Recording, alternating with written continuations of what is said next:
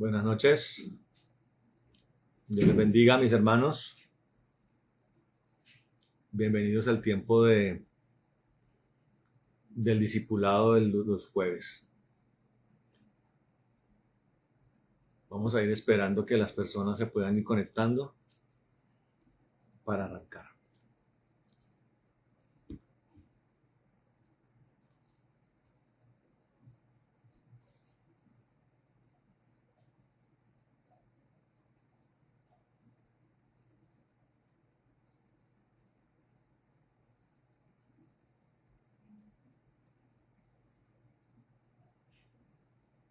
Bueno, bienvenidos a este tiempo. No hemos podido estar los dos últimos jueves porque el pastor Mauricio estaba viajando. Hace 8 días estábamos retornando a Neiva desde Bogotá y hace 15 días estábamos llegando con la pastora Astrid a Bogotá desde Neiva, porque nosotros solemos viajar los días jueves, pero estamos aquí retornando de nuevo a este tiempo de estudio, este tiempo de discipulado, que la verdad, hermano, para el que para el que le ha sabido sacar jugo, ha sido muy provechoso. Todas estas cosas que Dios nos habla, hermano amado, que puestas en práctica son de enorme valor, hermano, para nosotros enriquecer nuestra vida cristiana, para incrementar el conocimiento de Dios, y especialmente son herramientas para caminar de una mejor manera con el Señor. Vamos a orar, mis hermanos amados. Vamos a orar, vamos a poner todo este tiempo en manos del Señor. Dispóngase usted también, vamos a orar y que Dios nos hable en esta noche. Amén. Bueno, Padre bendito, en el nombre de Jesucristo de Nazaret, nosotros en esta hora, Señor, te alabamos y te bendecimos, Señor, en este nuevo tiempo, Padre. No hemos podido estar los 2 últimos jueves, pero aquí estamos, Señor, una vez más. Gracias por esta oportunidad que nos da, Señor. Gracias por la salud, porque podemos gozar, Señor, de un estado de salud bueno. Bendito seas y rogamos, Señor, que así siga siendo, Señor. Te lo pedimos en el nombre de Jesucristo. Que toda nuestra parte emocional, mental, física, espiritual, Señor, hoy y toda cada una de ellas sea presentada delante de ti, Señor, para que seas tú, Señor, fortaleciendo, para que seas tú enriqueciendo, para que seas tú, Señor, cimentando, para que seas tú liberando, para que seas tú sanando, para que seas tú, Señor maravilloso, haciendo crecer, fructificando en medio de nosotros. Y, Señor, incrementando la revelación, Señor, incrementando tu presencia, Señor, y un afianzamiento, Señor, un perfeccionamiento. Amado Dios, como dice la palabra, Señor, vamos de gloria en gloria, Señor, y de victoria en victoria. Y vamos, Señor, perseverando, vamos creciendo, Señor, progresando hasta alcanzar la medida del varón perfecto, Señor, como dice tu palabra. Y nosotros elevamos, Señor, petición delante de ti para que ese sea el propósito, Señor. El propósito sea el atornillamiento, Señor, el aseguramiento de la salvación, Señor. Como dice tu palabra, andando en el gozo de la salvación. Nosotros en esta noche te pedimos esto, Dios, y elevamos este clamor delante de ti, Señor. Amado Dios, en el nombre de Jesús de Nazaret, te damos gracias por todo este pueblo, Señor, que persevera, Señor, que aparta el tiempo para escucharte a ti, para escuchar la palabra, Señor, para escuchar tu voz, para que sean reveladas cosas preciosas, porque lo que tú revelas, Señor, son asuntos de los negocios celestiales, Señor, y son asuntos de la vida eterna. Lo más provechoso para el alma del hombre, Señor, es la vida eterna, Señor, y los secretos que en la palabra de Dios, Señor, los secretos que desde tu trono emites, Dios, para que sean revelados delante de nuestros ojos, Señor, y para que se intensifique, Señor, y se fortalezca nuestra fe, Señor. Señor, para que pase de ser una fe como el grano de mostaza, Señor, y se convierta, como dice la palabra, en un árbol grande y frondoso, Señor, de buena raíz, Dios, con buen, Señor, con buen fruto, Señor, maravilloso, con buen follaje, con buena sombra, Señor. Te lo pedimos en el nombre de Jesús. Y sean bendecidas nuestras familias también, nuestros hijos, y nosotros, Señor, seamos mejores padres, más eficientes, sacerdotes de nuestras casas, Señor, hijos tuyos, heraldos, siervos, amigos tuyos, hijos tuyos, Señor, nación santa, sacerdocio real. En el nombre de Jesucristo te lo pedimos en esta noche. Te damos gracias. Padre, te pido, Señor, que al tiempo en que hablas, amado Señor Espíritu Santo, pedimos que aún en medio de todo esto, aquellas personas que han hecho peticiones especiales, han rogado delante de ti para recibir una respuesta especial conforme a tu corazón, la reciban también, Señor, en nombre de Jesús. El que necesite el milagro, el que necesite una sanidad, una respuesta, Señor maravilloso, en medio de su menester, otórgasela en esta noche, en el nombre de Jesús te lo pedimos. Te damos gracias, Dios, repelida sea toda oscuridad alrededor nuestro, atado sea todo espíritu maligno que trate de interponerse en contra de nosotros y de todo este espacio, en el nombre de Jesucristo. Y pedimos, Señor Santo, que tú nos hables y sea altamente notorio para nosotros y que quede grabado allí, Señor, y que dé fruto al 30 por 1, al 60 por 1 y al 100 por 1 para la gloria tuya y para tu alabanza, Señor, en el nombre de Jesucristo. Gracias, Señor.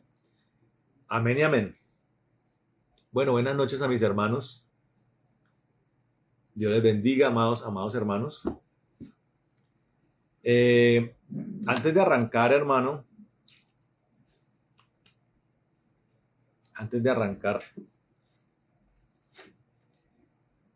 medito en dos cosas, hermano. Y es para todos nosotros, hermano amado.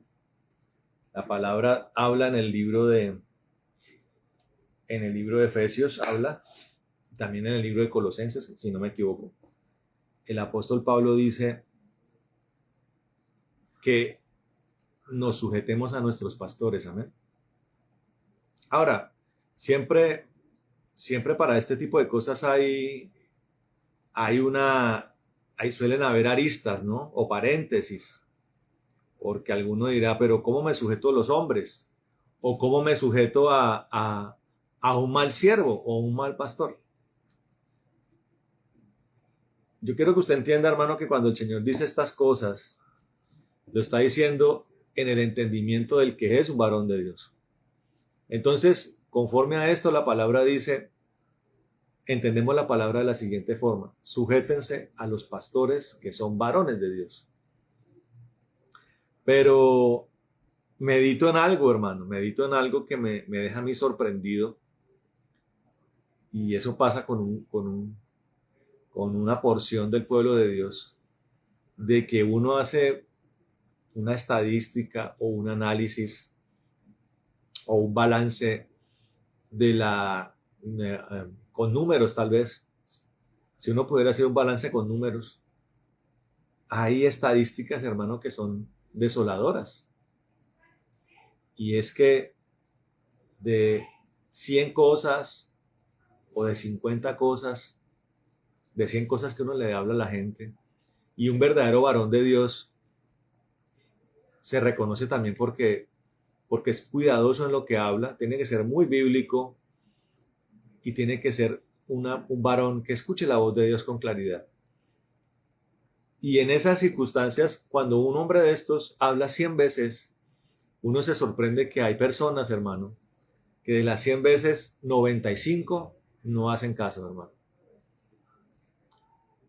No hacen caso, y cuando uno habla las cosas, de los corazones emergen justificaciones, de los corazones emergen argumentos escuálidos además. Y es un pueblo, hermano, que no atiende la voz sabia, hermano, la voz del pastor, hermano amado. La palabra de Dios dice además en el segundo libro de Crónicas, capítulo 20, en el versículo 20, dentro de el espacio, el contexto de la consagración del templo de Salomón. Y la palabra dice que si creemos a los profetas, seremos prosperados. Dice creer a Dios y seréis prosperados. Creed a los profetas y estaréis seguros, dice la palabra. Los pastores, hermano, de este tiempo apostólico son pastores que deben tener como compromiso hablar la verdad, hermano, y ser muy precisos en lo que hablan. Pero aún en esa dimensión de las cosas, las personas no hacen caso, hermano. Muchas personas no hacen caso. Cuando no se hace caso al pastor, hermano, usted tiene que comprender que el caminar y el andar es errático. Hay personas que andan en un andar errático. Los dones están distorsionados, la visión está opacada, los ojos tienen vendas, se meten espíritus de error, se meten espíritus de confusión, se meten... hay algo muy particular y es que pasa mucho lo que le pasaba al fariseo, además, y es que el fariseo conocía muy bien la palabra, pero tenía una incapacidad de cumplirla, hermano. Con la Biblia pasa lo mismo. Hay personas que tal vez la leen, hay personas que tal vez saben mucho versículo, pero a la hora de poner en práctica, de ver en ejecución la palabra, es muy escasa, hermano. Hay personas que llevan en la iglesia cristiana aún décadas, hermano, y usted va y mira y no aflora o aflora muy poco, a niveles muy escasos la palabra de Dios. Tanto a la hora de hablar como a la hora de practicar la palabra. Y digo esto, hermano, esto no es el tema, pero lo digo porque usted tiene que tener muy presente esto en este tiempo.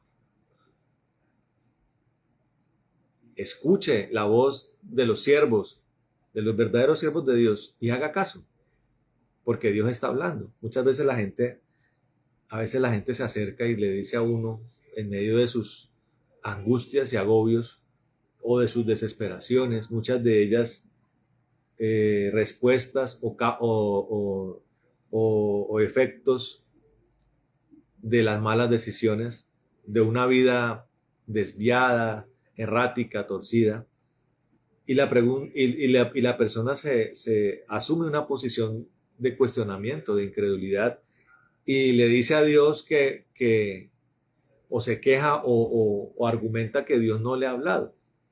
Entonces uno le dice a esas personas, pero ¿cómo Dios no ha hablado? Cada domingo, hermano, cada domingo, cuando un pastor se para en el altar, hermano, cuando un pastor, hermano amado, predica la palabra, cuando hay devocionales, cuando hay discipulados, cuando hay enseñanza bíblica, ¿quién sino Dios es el que está hablando? Yo quiero que entienda esto, Dios habla, hermano. Y lo que necesita Dios de nosotros es que esa palabra que Dios emite se ponga en ejecución. Esa palabra en nuestras vidas comience a ejercitarse, a anotarse. Amén. Para que el primer bendecido sea usted, hermano. Porque el primer bendecido de la obediencia no es el que está a mi lado, no es Dios, porque Dios es inmutable, Dios está allí, nada lo puede amenazar, es todopoderoso. Pero el primer y más grande beneficiado de la obediencia es usted, soy yo. Quería hacer esta reflexión, hermano amado, para que usted la medite en esta noche. ¿Qué tanto de los consejos, de la palabra, del don de ciencia, de la manifestación de los dones espirituales, de las capacidades de los siervos, de los profetas, la persona lo está cuestionando, hermano? Entonces, ponga atención a esto porque su porvenir es el que está de por medio. Amén. Vamos a la palabra del Señor, amado. Después de hacer esta reflexión, después de tener este entremés, vamos a la palabra. Amén. Bueno, entonces, para recapitular todas las cosas, estamos hablando del segundo rudimento de la de la doctrina de Cristo. El segundo rudimento, el primero es el arrepentimiento de obras muertas. El segundo es la fe en Dios. Y hemos estado hablando, teniendo como texto central el capítulo 11 de Hebreos, que habla de la fe, que es el capítulo por excelencia que nos explica el trasfondo de lo que es la fe, la cual hemos entendido que es un don. O sea, Dios nos da como la cuota inicial para que nosotros podamos comprender y creer en lo de Dios, y nos da su Espíritu Santo para que recibiéndolo, para el que lo pide y lo recibe, le saque provecho a esto y produzca también la fe fruto. Cuando usted va y mira la palabra, usted va a encontrar en la primera carta de Corintios capítulo 12, donde habla acerca de los dones espirituales, usted va a encontrar el don de la fe. Y cuando usted va a Gálatas, la carta del apóstol Pablo a los Gálatas, capítulo 5, versículo 22, va a encontrar la fe fruto. Por eso la palabra dice en Romanos, capítulo 1, que es por fe y para fe. O sea, aparte de la fe como don, y se manifiesta en una fe como fruto. Amén. Dentro del fruto del Espíritu Santo. Y eso nos habla del propósito interventor de Dios en todo el proceso de su obra, amén, de su obra general, pero también de su obra individual en cada uno de nosotros. Recuerde que nosotros debemos tener un entendimiento de lo general, ¿no? Y lo general está en la palabra, del Génesis al Apocalipsis, de lo profético a lo apostólico, a las revelaciones de Apocalipsis, pero también desde lo individual, y es nuestro aseguramiento. Nosotros nos cercioramos cada día de que nosotros estemos incluidos en ese plan o en esa visión general. Amén. Y en Hebreos capítulo 11 hemos estado mirando y hemos basado esta explicación en un concepto fundamental, hermano, en un concepto vital en la doctrina cristiana y en nuestro andar como cristianos, que se llama la revelación. La revelación es la luz de Dios en su máximo esplendor. Amén. Me voy a explicar esto. Hay una luz que es general, ¿no? Recuerden que yo les hablaba de que hay una lámpara a los pies y hay una lumbrera en el caminar. Entonces, el camino de Cristo es como cuando usted va por un camino y ve usted que hay postes de luz. Es un camino alumbrado. ¿Sí? Lumbrera en el caminar es que Dios activa la luz para que el camino sea visto, para que usted pueda decir, ese es el camino que yo tengo que seguir. Pero también hay una lámpara a los pies porque hemos explicado que el camino es angosto y pedregoso. Es un camino irregular. No está alisado y hay que tener cuidado con cada paso que se da. Y ha sido diseñado específicamente por eso, para que usted tenga precaución de cada paso que da. Y como debe tener precaución en cada paso que da, debe tener una lámpara que alumbre cada paso, alumbre cada escalón. Y le hablamos de escalón porque nos basamos en que el camino es angosto, pero también es empinado por lo que vio. Nos basamos en la revelación que Dios le dio a Jacob en Betel. Pero cuando necesitamos más precisión, entonces la luz debe intensificarse. Es aquí donde entra la revelación. La revelación es una intensificación de la luz que nos permite ver mejor y que está acompañada, hermano, de algo que es develado, como cuando algo quiere ser mostrado, una obra de arte quiere ser mostrada al público, tiene como una especie de velito encima, ¿no? De cortinita, y para que eso sea sacado a la luz al mundo, el mundo lo conozca, le quitan el velito para que se revele. Asimismo es la revelación de Dios. Lo celestial es lo que tenemos que ver, y Dios quita un velo para que nosotros podamos ver. Entonces, hemos estado hablando desde los pioneros de la fe. En capítulo 11 hemos hablado acerca de Abel, hemos hablado acerca de Enoc, amén. Hemos hablado acerca de Noé y hemos estado hablando acerca de Abraham, de cómo Dios se reveló a Abraham, de cómo se cumplió el objetivo por el cual Dios se reveló para que Abraham recorriera una distancia considerable y habitara en una tierra llamada la tierra de Canaán como forastero, como peregrino, como lo dice el versículo 9. Y hablábamos de que el epicentro de la revelación de Dios a Abraham está en el versículo 10. Ahí está. Dice la palabra que Dios le mostró una ciudad fundamentada, una ciudad impresionante. Dice, cuyo arquitecto y constructor es Dios. Amén. Y en el episodio pasado, en la sesión pasada, estamos hablando de que, reforzando lo que hemos dicho en otros momentos, en otros espacios del discipulado, de que todo lo que hacía Abraham, además de ser una obediencia a Dios, se hacía o se ejecutaba con propósitos apostólicos. Amén. Con propósitos apostólicos. Con propósitos proféticos. Cada acto de Abraham se convirtió en un acto profético. Amén. Y conforme a esto, todo lo que hacía Abraham hablaba de su momento especial con Dios, pero también proyectaba una revelación, no para él, sino para las futuras generaciones. Y es tan poderosa la visión profética de Abraham que hasta el día de hoy esa irradiación de lo profético de Abraham nos impacta a nosotros, nos compete a nosotros, nos toca a nosotros, tiene que ver con nosotros. Entonces mirábamos, hermano, que en esa dimensión de la fe y de su actividad profética, Dios hizo un milagro poderoso que está en el versículo 11.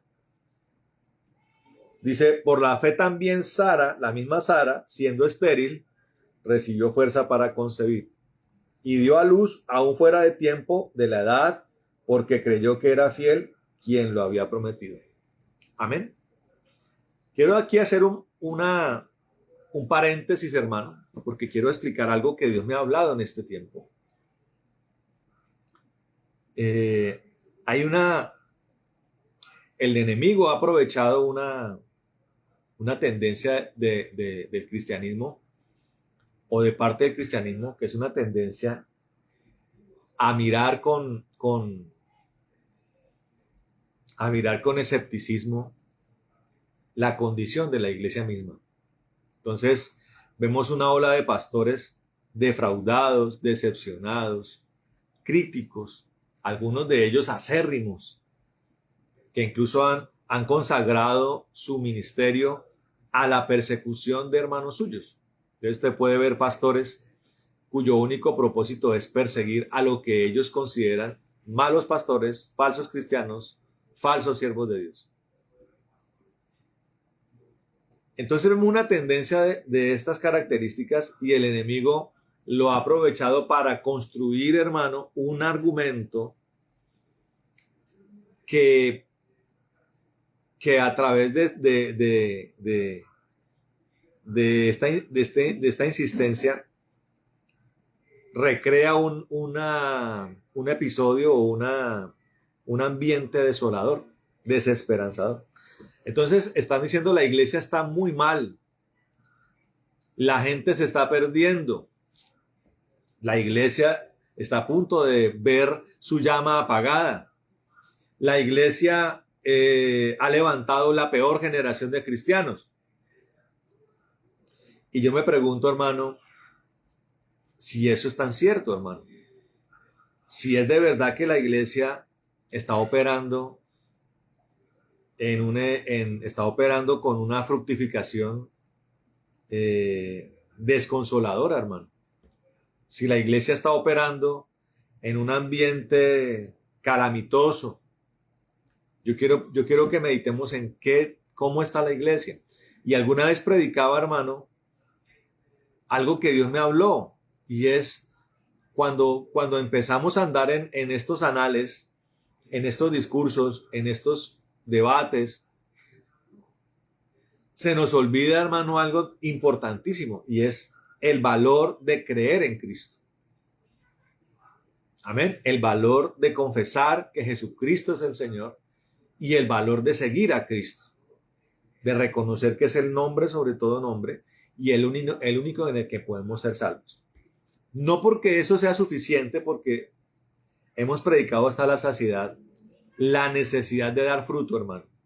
La necesidad de que haya un cambio de naturaleza, la necesidad de la santidad, la necesidad de reformar el pensamiento a través del poder de Dios, a través de la palabra. Yo soy un siervo de Dios que hace hincapié en esto, hermano.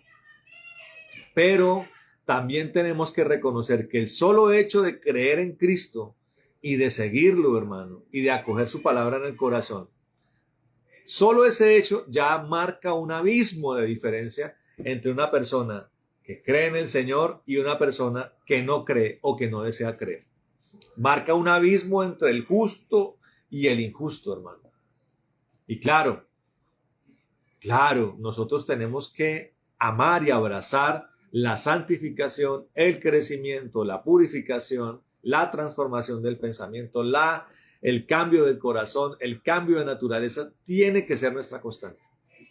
Que en nosotros sea notoria la intervención del Espíritu Santo.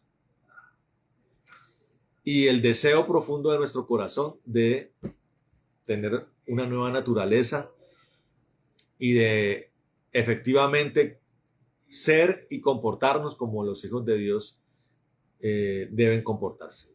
Eso es una cosa muy clara. Pero volviendo a la pregunta, ¿cómo está la iglesia? Y yo contaba, ayer oraba, perdón, con el pastor Antonio y reflexionaba en algo en la oración, algo que escuché acerca de un pastor que fue a predicar a Irán, hermano. Imagínense lo que es predicar en Irán. Un país donde tengo entendido que el Código Penal, porque allá opera lo que se conoce como una teocracia, ¿no?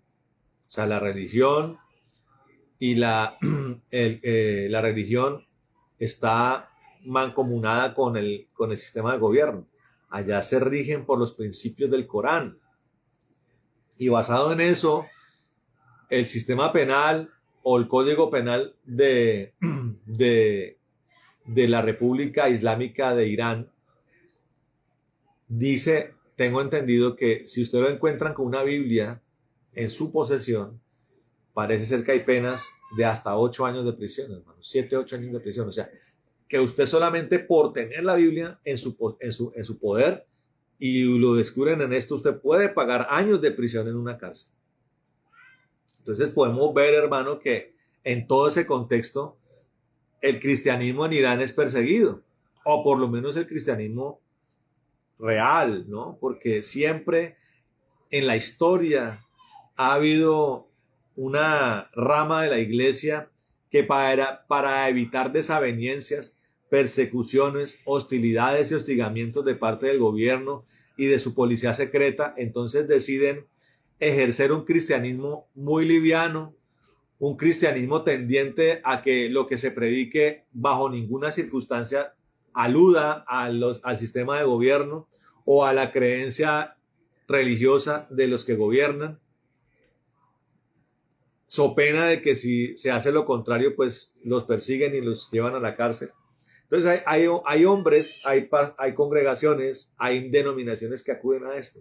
Pero hay otra iglesia que decide operar en la clandestinidad. Y en la clandestinidad operan y funcionan bajo los principios y bajo la influencia de un cristianismo real. Amén. Entonces, estas personas, evidentemente, su actividad clandestina es una exposición permanente al peligro. Entonces uno puede pensar, hermano, que el cristiano más valiente, más heroico, es el cristiano que es cristiano en bajo estas características.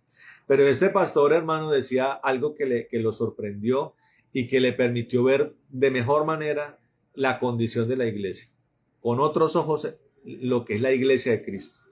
Y es que él llegó allá, lo invitaron a predicar, predicó, ministró, y uno de los líderes donde él estaba le dijo con mucha claridad, le dijo: pastor, ustedes son héroes para nosotros.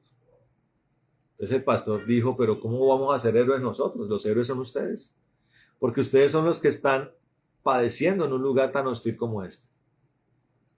Pero este hombre decía algo que cimbronea la mente y el entendimiento de un hombre. Él decía: no, ustedes son héroes porque nosotros por lo menos caminamos en una notoria restricción. Nos vemos abocados y obligados a tener la herramienta a la mano. Y esa es nuestra principal adversidad.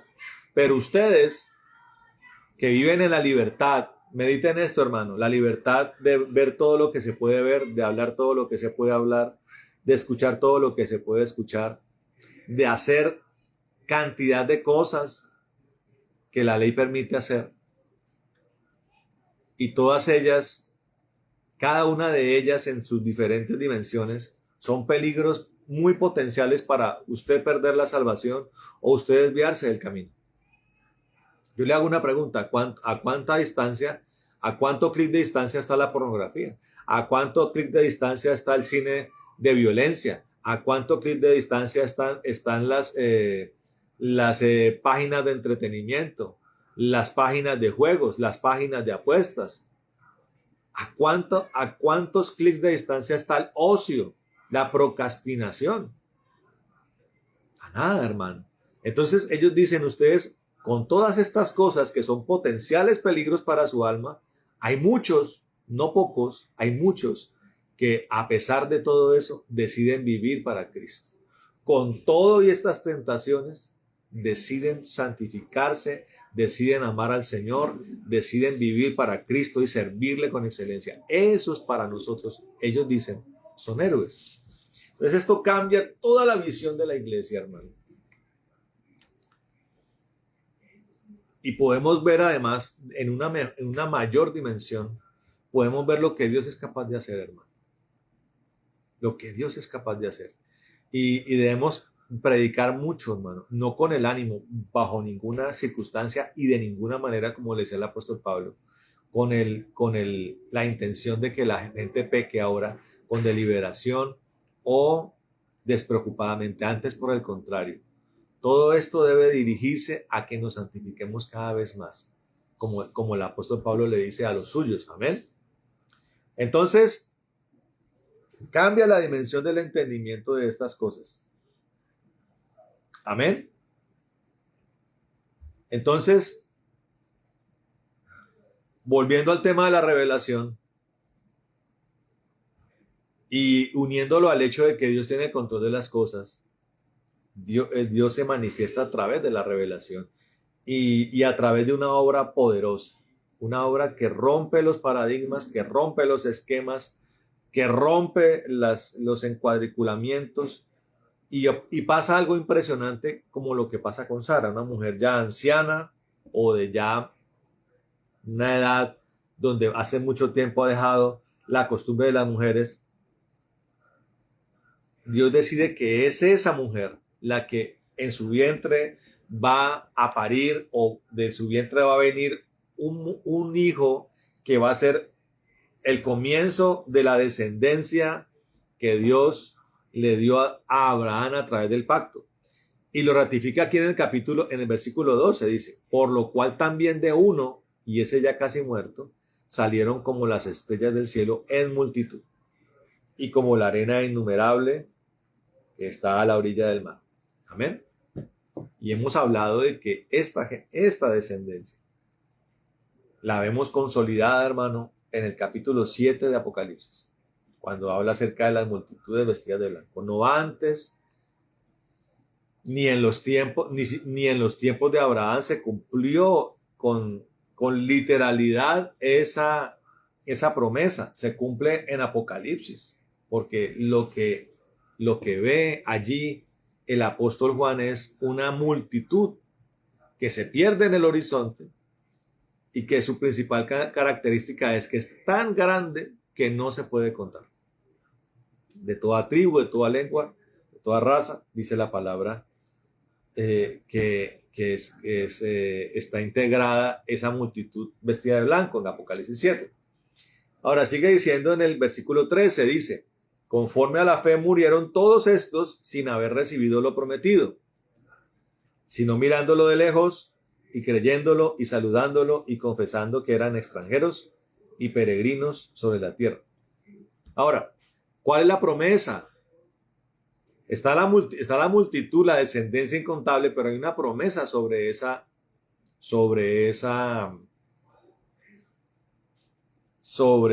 generación. Hay una promesa.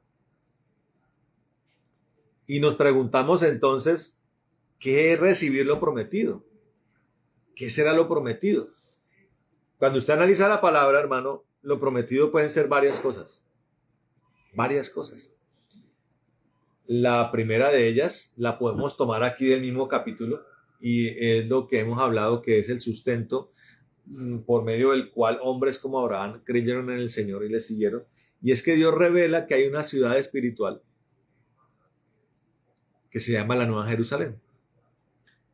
Eso hace parte de lo que los que creen esperan, una nueva ciudad. Entonces cuando usted lee la palabra, ahora no solamente es una nueva ciudad, es un componente de toda una nueva creación. Y eso está más adelante, hermano, allí en el capítulo. Esto es algo que tiene que poner siempre tiene que estar presente. A veces nos quedamos en estos niveles de lo que necesitamos, de lo que somos, pero no vamos más allá. Y está en el capítulo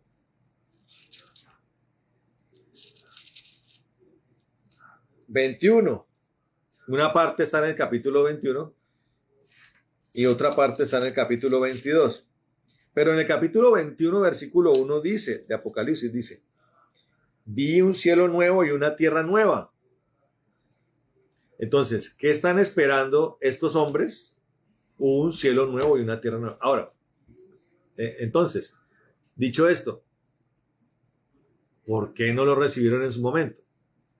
Porque la obra de Dios no se consuma, no se completa en una sola figura. Hemos estado enseñando, hermano, que Abraham es una punta de lanza de un plan de Dios. Después viene Isaac, que continúa el legado, Jacob, que lo toma con mucha más intensidad y que la ejerce especialmente porque Jacob es el que se convierte en un nuevo pueblo, producto de su encuentro y de su confrontación con el ángel del Señor en Peniel, y se convierte en Israel. Y allí salen las 12 tribus de Israel y toda la historia de Israel, con Israel en Egipto, Israel en el desierto con Moisés, Josué conquistando la tierra prometida que tuvo un tiempo de jueces porque la conquista o la extensión de los dominios de Israel sufrieron un tropiezo porque se dilató la conquista. Las nuevas generaciones se contaminaron con los dioses extranjeros. Dios tuvo que levantar jueces para liberar a Israel. Después de ese tiempo se consideró necesario crear o abrir el espacio para que Israel tuviera un rey, porque habían potencias en ese tiempo, Asiria y de una manera muy especial Palestina o Filistea, estaban ejercitando un gran poder, y en ese contexto Israel le dijo a Dios que necesitaba un rey. Comenzaron con Saúl y después vino el reinado de David, el reinado de Salomón y la fractura del reino entre el reino del norte y el reino del sur, siglos y siglos de pecado, de desobediencia a Dios, hasta que vinieron los dos exilios, exilio del reino del norte a Siria y 130 años después más o menos el exilio de la élite de Judá a Babilonia. El retorno de Babilonia, reconstrucción de las murallas, reconstrucción de Jerusalén, del templo, y se pasaron a tiempos donde la idolatría desapareció, pero había un dominio de Grecia, de Macedonia sobre Israel, que culmina con una batalla, una revolución impresionante en cabeza de los macabeos y el restablecimiento del culto en el templo, lo que en un acto que se conoce como el día de Hanukkah. Y allí ya se pasa al otro escenario que el pueblo de Dios estaba esperando, el advenimiento de Cristo. Pero usted puede darse cuenta, hermano, que el plan de Dios ha tenido una serie de fases. Y cuando hablamos, hermano, de lo que dice el capítulo 11 de Hebreos, murieron todos estos, versículo 13, sin haber recibido lo prometido.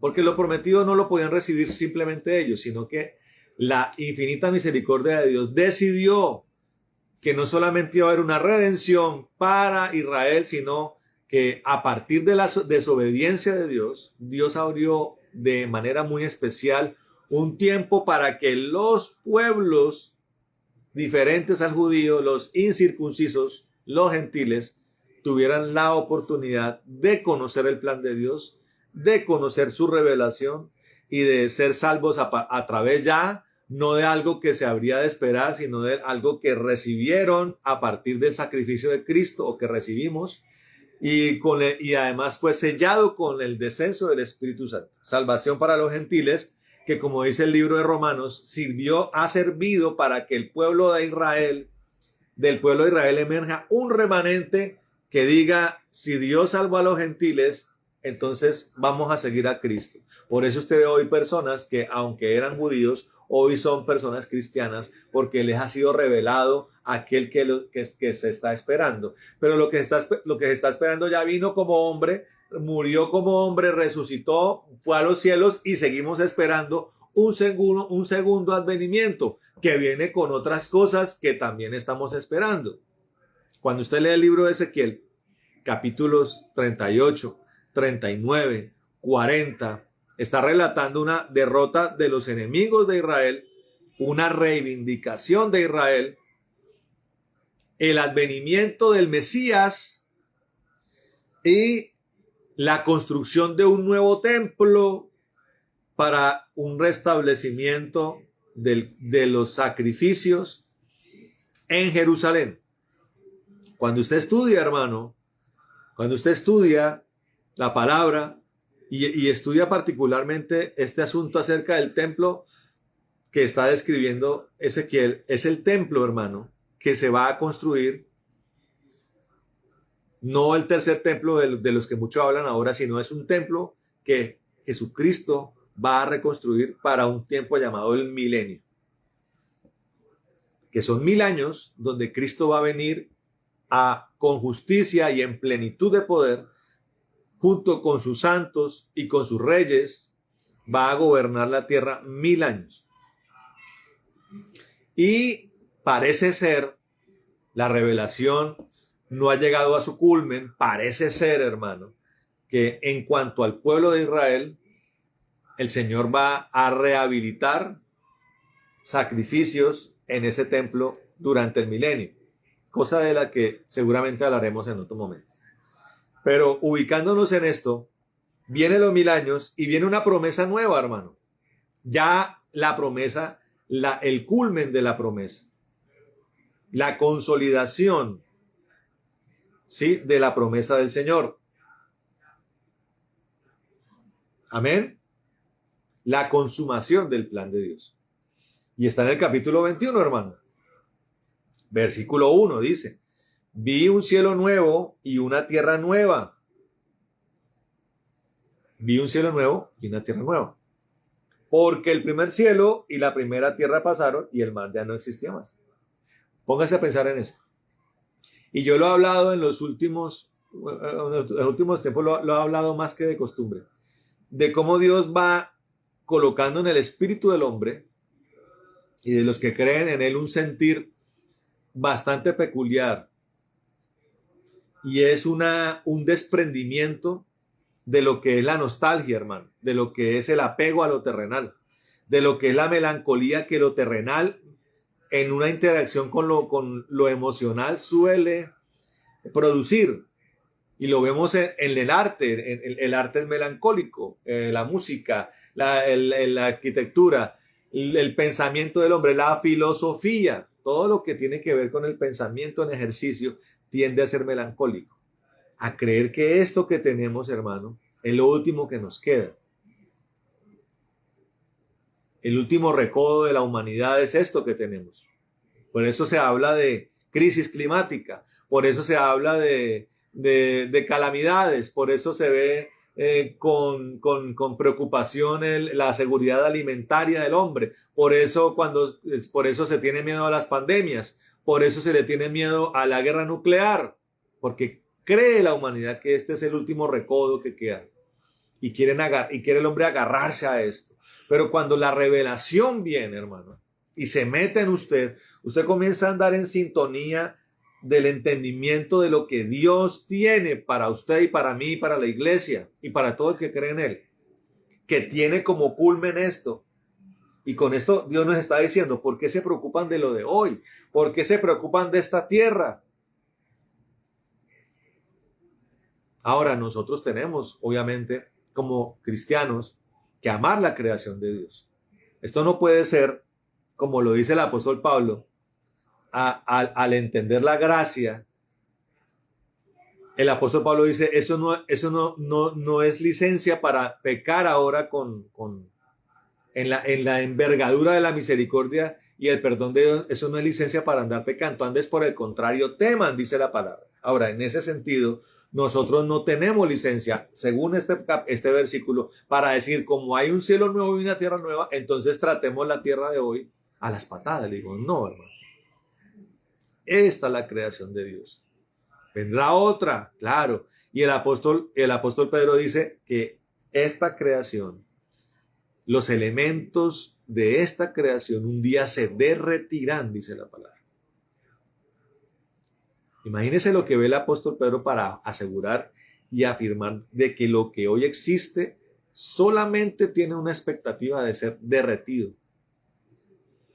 Pero ponemos los ojos en esto, en la consumación de las cosas, un cielo nuevo y una tierra nueva, y más adelante, allí en el mismo capítulo, Dios dice, y en medio de esa nueva tierra, estamos hablando de solo la tierra nueva.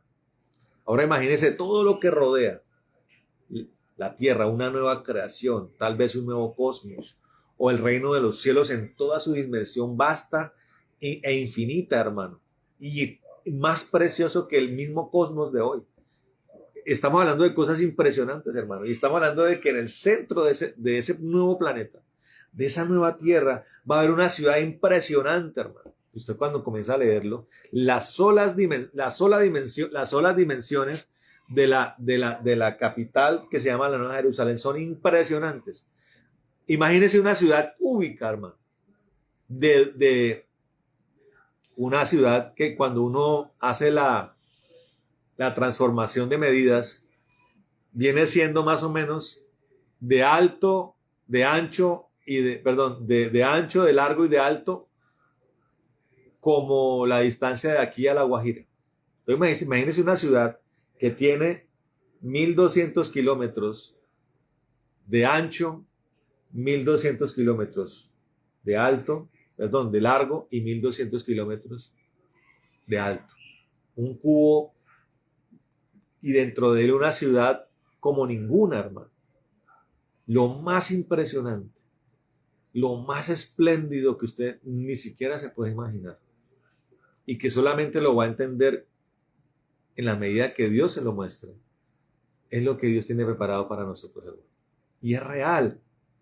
Entonces yo me pongo a pensar cuántas religiones, hablando una de reencarnación, hablando, todas las religiones del mundo hablan del karma. Haga cosas buenas, proceda con una serie de requisitos para ganarse en algunas cosas se llamará salvación o redención, o en el tema del budismo, y cuando se habla de reencarnación, poder reencarnar en un ser superior o alcanzar el nirvana o la iluminación, todas esas cosas de la que hablan las religiones karmáticas.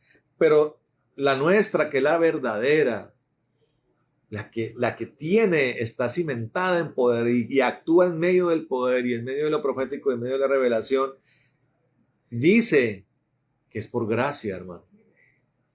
Es por causa de Cristo que nosotros recibimos estas cosas reales, hermano. No son míticas, no son una narrativa fabulesca, es real, hermano, esto.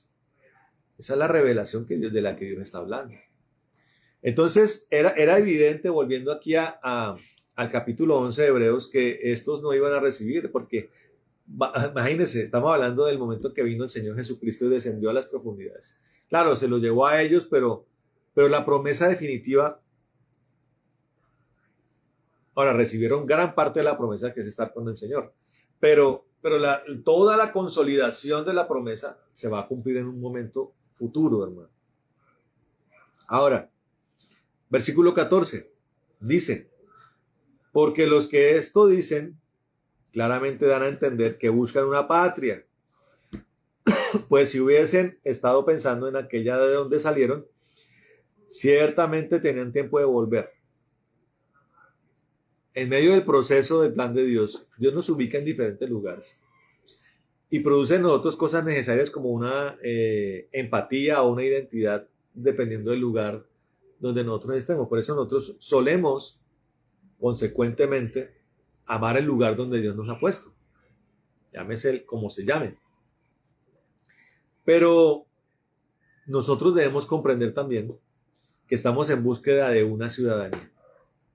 Estamos en búsqueda de ser nosotros llamados una nación, hermano.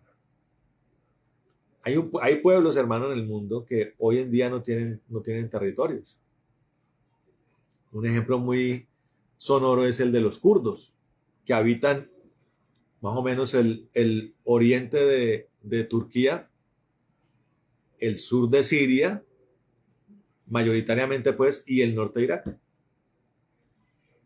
En algún momento, mientras el Imperio Británico dominó esos territorios, hubo un plan de que ellos tuvieran una nación llamada Kurdistán, pero nunca les fue dado ese regalo. Y hoy en día, perseguidos, en muchos momentos víctimas de genocidios, no tienen un territorio, hermano. Y el sueño de un kurdo es tener su territorio, tener su patria. Y han tenido que desarrollar desde su corazón y en la conservación de sus costumbres, del fortalecimiento de su idiosincrasia, defendida además con sangre y fuego en medio de los lugares más hostiles de la tierra, han tenido que desarrollar en su interior su identidad y su nación.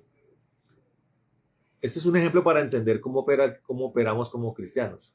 Nosotros, a pesar de que amamos a nuestros países y los bendecimos, entendemos por Cristo y por la revelación que no son los lugares a los que hemos estado destinados. Y aún hoy nosotros no tenemos esa tierra, no la hemos recibido, porque esa tierra está en el reino de los cielos. Pero desde la tierra, y eso es lo que se llama un buen peregrinaje, nosotros empezamos a desarrollar nuestra identidad en nuestro corazón y en nuestra mente. Por eso los cristianos, sin importar de qué punto cardinal de la tierra son, generamos una misma identidad. Y a pesar de que haya diferencia de lenguas, de culturas, de gastronomía, el Espíritu Santo genera una identidad en nuestro corazón.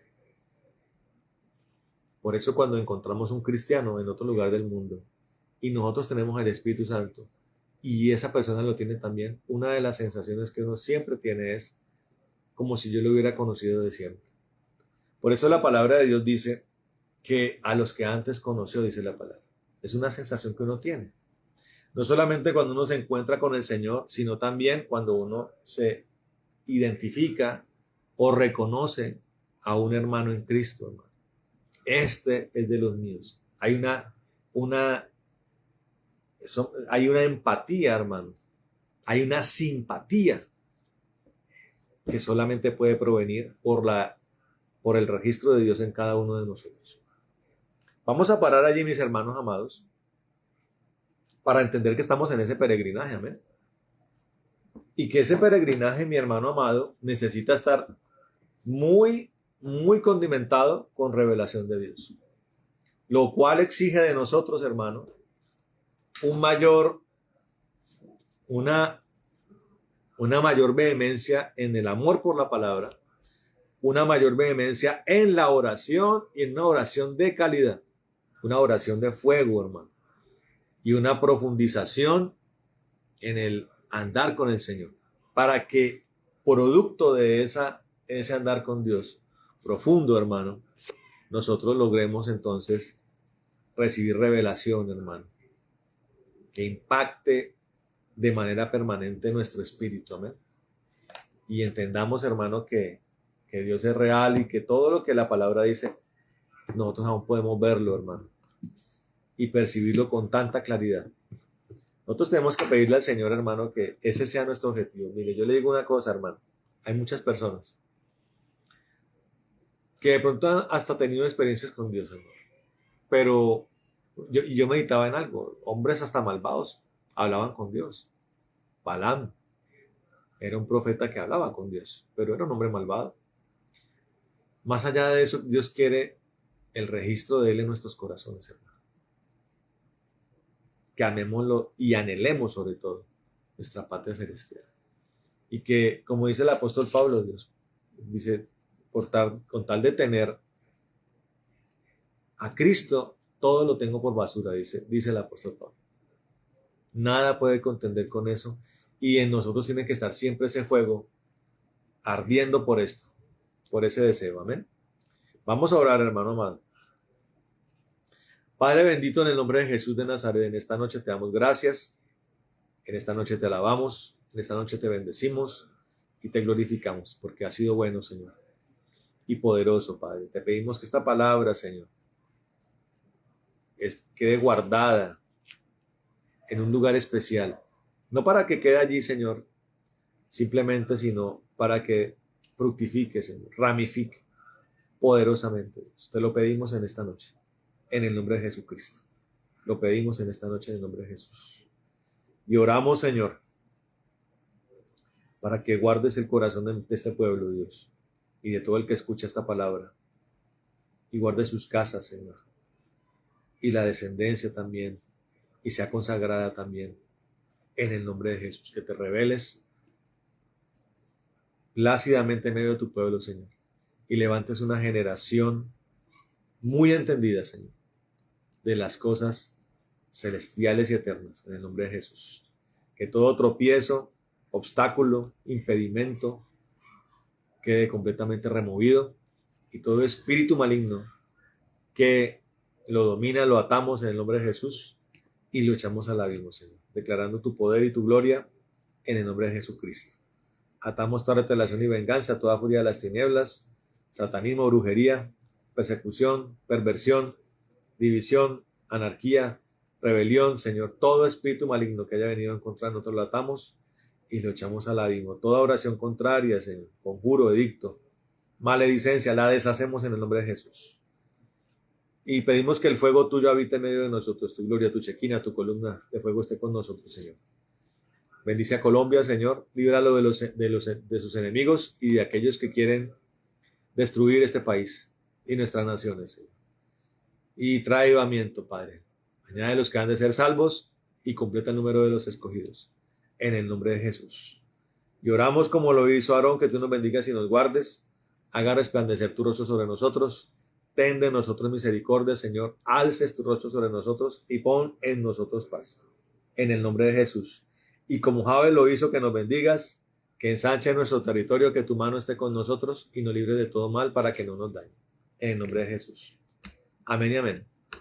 Bueno, mis hermanos, Dios les bendiga, Dios les guarde. Un abrazo para todos. Nos vemos mañana para la enseñanza bíblica. Amén y amén.